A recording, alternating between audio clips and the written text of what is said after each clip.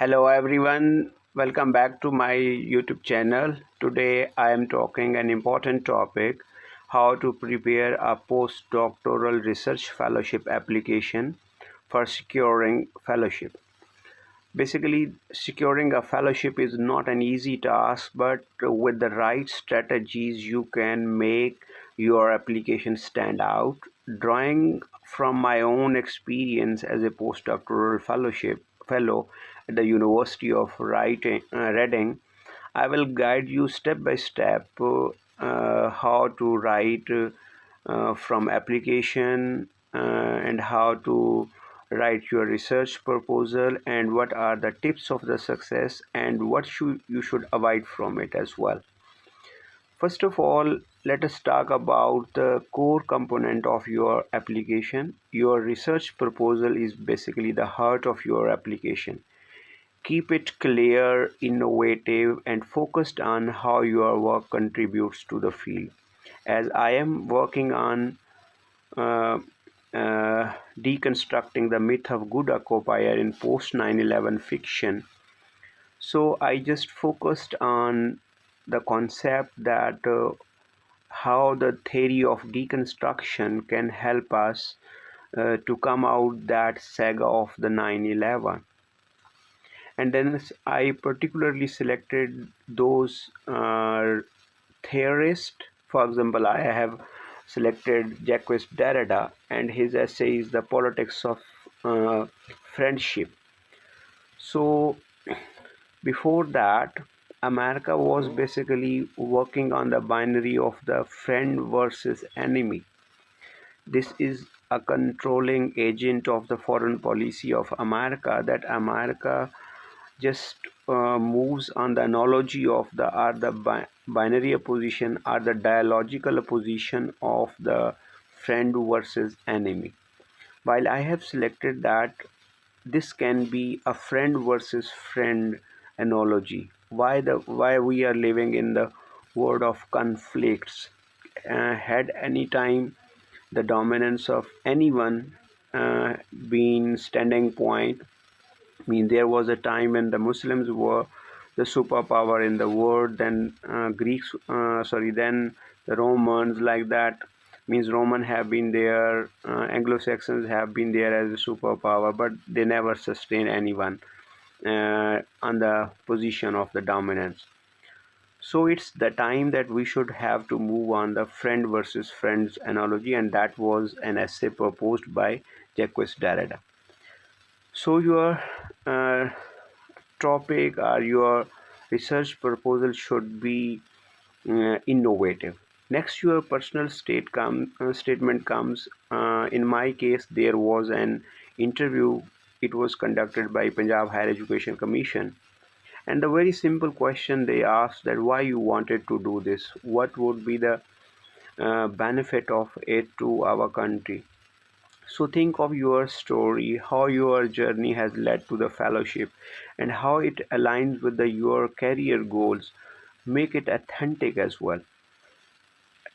Let us means elaborate to the interviewers or in your personal statement that how it would be benefiting you, and how it would be benefiting to your field of studies, and how it would be benefiting to the university where you are going to conduct your fellowship, and how it would be benefiting your own country and your academic institutions as well. So you must be clear with these following points. And also never underestimate the power of the strong letter of recommendation. Means who can be your recommendee. If they are asking for your CV, select out some distinguished professors or your mentors who generally speaks for you, and they have the abilities in that field as well. Then there are the tips for success. So tailoring is everything. uh, Learn about your institution and how you fit in that. For example, if you're writing an application to your foreign supervisor, one of my students just sent an email, and I have been asking him, please write the complete name of that supervisor. For example, Professor David Beoner are like that. Yeah. And he just simply wrote that, hello professor, hello professor, there was a comma. I just asked him that, what are you doing with this? Cannot you call him with a name? For example, my question is that if you just simply send an email to anyone and says hello professor, would he going to reply you? He would just throw your application. He would just not wonder to open your application as well. And more interesting is that he may block you as well, because such uh, unnamed emails are considered as a scam, like that. So just address your supervisor, introduce yourself, introduce your topic, introduce your interest, and introduce the reasons that why you are coming, why you are going to conduct this one. So never underestimate these things. uh, or do repeat the same things. So make your applications very clear, concise, precise, well read, and that should be very proofread thoroughly. Means there should not be even the mistake of I capital as well. Oh, sorry, I small as well, where I is supposed to be the capital. So you should be means I am doing like that. So I should be not in small small letters. So be professional. Basically, at this stage, you are supposed to be very professional. So your document should be well proofread professionally. And one mistake which I often see in the sending the same generic application to the multiple fellowships, and the reviewers just, for example, reviewers might be the same one. If you are sending an application to the America, uh, it never means that the same supervisor, sorry, same they would be sending your application to a same supervisor. Or some different supervisor as a reviewer. There is the possibility that the same man is going to review the application of different institutions. So that would create a trouble for you. So if you are sending a research proposal to one university, uh, uh, and first of all wait for their decisions, and if they do not reply, do that, do some amendment, some lightly changes in that proposal, and send it to some other university. And also do not ignore the formatting guidelines. For example, your text should be justified, italics should not be bold, what is supposed to be bold, that should be bold, and what is not supposed to be bold, that should not be bold. So that formatting of your, even one problem which genuinely I face, means I would point out that you just type in your laptop or your online application on that. So the lines are not justified. Sometimes they appear in just one line the big, the other one very small. So justify that. First write that your statement on just this Microsoft Office, justify it, copy it, then paste it. Do not directly write in that website online. And if you are going to write it online, then first read it. Even read it for 2 or 3 times, then it would be good, okay, for you. There might be the grammatical mistakes.